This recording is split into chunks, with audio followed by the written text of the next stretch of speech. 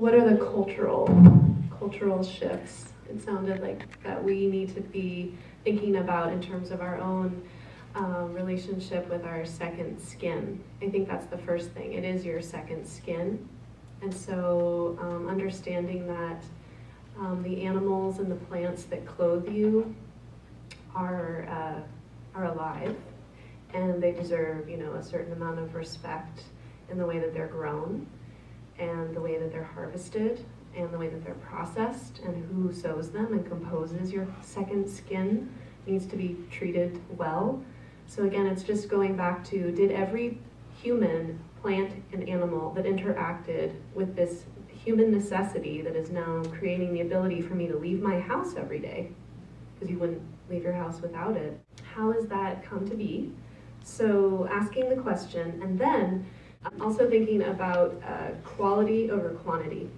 So literally, when you read these studies coming out of China, where 6 different NGOs are pleading with Western country consumers, saying, we fine your corporations, and they still don't change.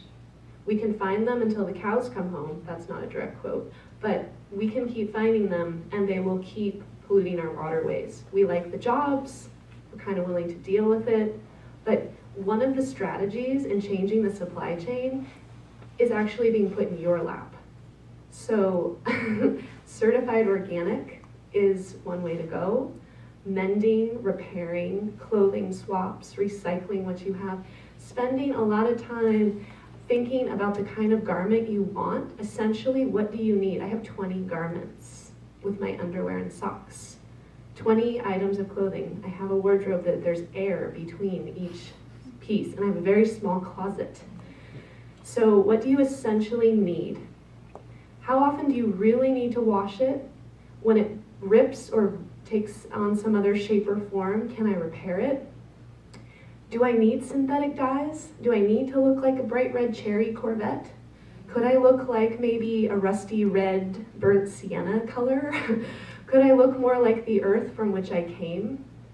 Are these possibilities for my personal aesthetic?